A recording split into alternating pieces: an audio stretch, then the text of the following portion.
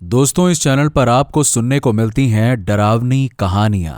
अगर आपको ऐसी ही डरावनी कहानियां सुनना पसंद है तो हमारे चैनल को सब्सक्राइब करना ना भूलें। चलिए शुरू करते हैं आज की कहानी।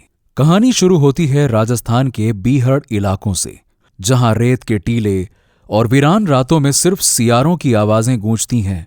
उसी इलाके से होकर गुजरती थी एक पुरानी सूनसान सड़क, जिसे स्थानीय लोग भूतिया सड़क भी कहते थे। ये सड़क दिन में तो सामान्य लगती थी, मगर रात के वक्त वहां कुछ ऐसा होता जिसे देखकर अच्छे अच्छे ड्राइवरों को भी डर लगता था। फिर भी मजबूरी में कुछ ट्रक वाले उस रास्ते से माल को ले जाते थे। गोरू खलासी एक हंसमुख मगर जिद्दी युवक था, जो ट्रक नंबर 754 पर खलासी के तौर पे काम करता था। ट्रक का खलासी वाला बंसी लाल, जो अंधेरे से डरता नहीं था। उस रात बंसीलाल और गोरू को एक जरूरी डिलीवरी लेकर भूतिया सड़क से गुजरना पड़ा। ट्रक अनाज से भरा था। रात के करीबन 2 बजे थे। दूर दूर तक कोई इंसान नजर नहीं आ रहा था। गोरू खलासी अपने ढोलक को धीरे धीरे थपथपा रहा था मजे से, ताकि उसको नींद ना आए। बंसीलाल रेडियो पर गाने सुन रहा था। तभी अचानक एक सफेद साड़ी पहने औरत सड़क के बीचों बीच आ खड़ी हुई। बंसीलाल ने जोर से ब्रेक मारा और ट्रक एकदम से रुक गया। दोनों घबरा गए। गोरू ने डरते हुए बाहर झांका तो वो औरत एक ही जगह पर खड़ी थी। सिर झुका हुआ था। चेहरे का कुछ पता नहीं चल रहा था। बंसी ने कहा, अरे गोरू, कहीं कोई दुर्घटना का मामला तो नहीं है ना?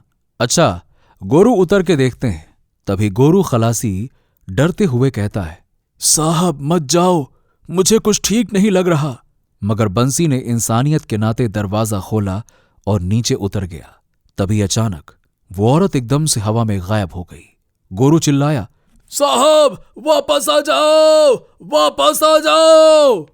वो औरत हवा में गायब हो गई। पर एकदम से ये मंजर देखकर बंसी जैसे पत्थर का हो गया था। उसकी आंखें फटी की फटी रह गईं। मगर उसी वक्त अचानक ट्रक का इंजन अपने आप स्टार्ट हो गया, बिना चाबी घुमाए। डर के मारे गोरू खलासी भी नीचे कूद पड़ा और बंसी को खींचने लगा। मगर तभी ट्रक की हेडलाइट्स के उजाले में गोरू ने देखा कि ट्रक के पीछे की तरफ कोई परछाई सी रेंग रही थी, एक ऊंचा काला साया। गोरू बंसी को छोड़ ट्रक के पीछे की तरफ भागा, लेकिन जैसे ही वो ट्रक के दरवाजे तक पहुंचा तो ट्रक अपनी पूरी रफ्तार से बिना ड्राइवर के खुद ब खुद आगे बढ़ने लगा और देखते ही देखते अंधेरे में गायब हो गया। ये सब नजारा देखकर बंसी वहीं पर बेसुध होकर नीचे गिर पड़ा। सुबह गांव के चरवाहों ने बंसी को बेहोशी की हालत में पाया।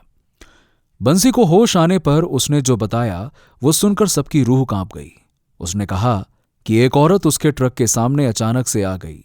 जब वो उस औरत की मदद करने के लिए ट्रक से नीचे उतरा तो वो अचानक से हवा में गायब हो गई। और उसने बताया कि गोरू मेरा खलासी ट्रक के पीछे दौड़ रहा था। तभी अचानक से वो धुंधला पड़ गया और फिर गायब हो गया। बंसी के बातों से इलाके में हड़कंप मच गया। गांव के बुजुर्गों ने जब ये सुना कि ट्रक खुद चल पड़ा और गोरू खलासी के साथ वो गायब हो गया, तो उन्होंने चुपचाप सिर झुका लिया, क्योंकि वो जानते थे ये पहली बार नहीं हुआ था।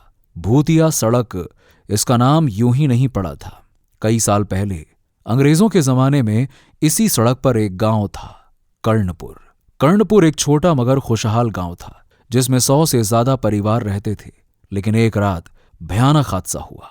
कहते हैं कि एक अंग्रेज अफसर मेजर विलियम्स अपने सैनिकों के साथ इस इलाके से गुजर रहा था।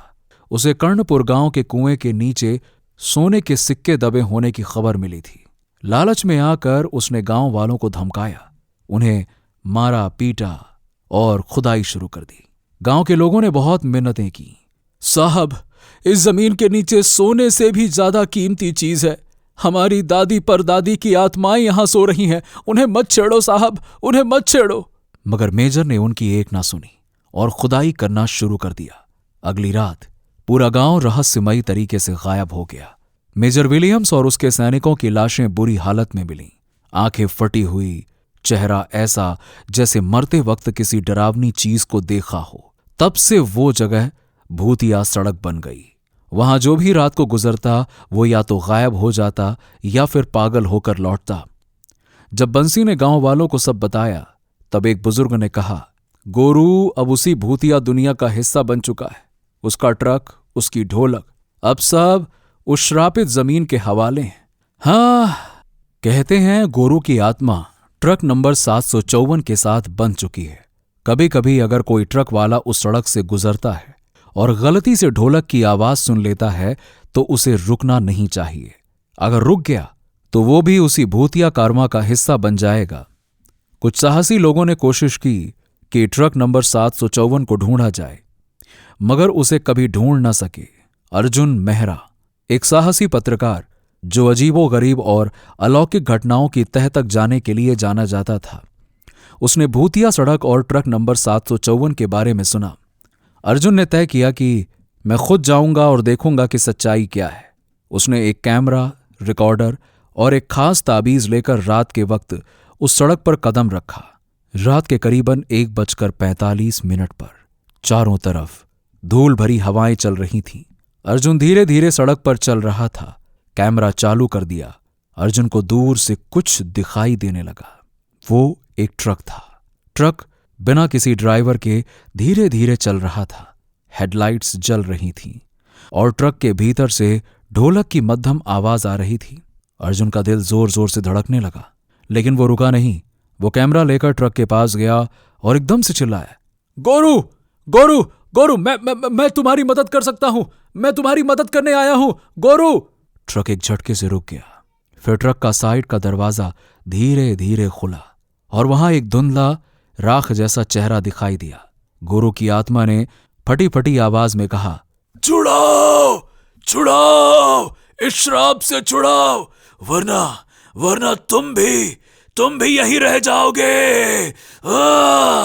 अर्जुन ने कांपते हाथों से ताबीज निकाला और गोरू की ओर बढ़ा दिया। तभी अचानक से चारों ओर से और भी ट्रक प्रकट हो गए और हर ट्रक से जलते हुए चेहरे झांकने लगे जो कभी इंसान रहे होंगे। उन सब की आंखों में सिर्फ एक ही चीज थी, मुक्ति की प्यास। अर्जुन ने पूरी ताकत से ताबीज फेंका। जैसे ही ताबीज ट्रक नंबर 754 पर गिर गया, एक भयानक चीख गूंजी। पूरा सड़क कांपने लगी। रेत के टीलों से आग की लपटें उठने लगीं। ट्रक नंबर 754 जल उठा। बाकी ट्रक भी धुएं में विलीन होने लगे। गोरू खलासी का चेहरा एक पल के लिए मुस्कुराया और फिर हवा में घुल गया। अर्जुन को लगा जैसे किसी ने उसके कंधे पर हाथ रखा हो, धन्यवाद के लिए। सुबह होते होते अर्जुन बेहोश हालत में गांव वालों को सड़क के किनारे पड़ा मिला। उसका कैमरा टूटा हुआ था, लेकिन उसमें जो आखिरी रिकॉर्डिंग बची थी उसमें सिर्फ एक आवाज थी, अब हम आजाद हैं।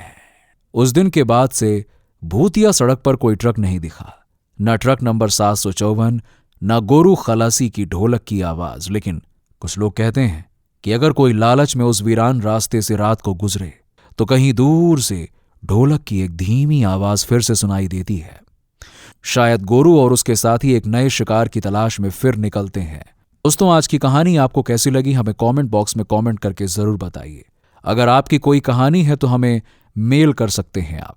ऐसी ही कहानी सुनने के लिए हमारे चैनल को सब्सक्राइब कर लीजिएगा। चलिए मिलते हैं एक और कहानी के साथ, तब तक के लिए गुड बाय।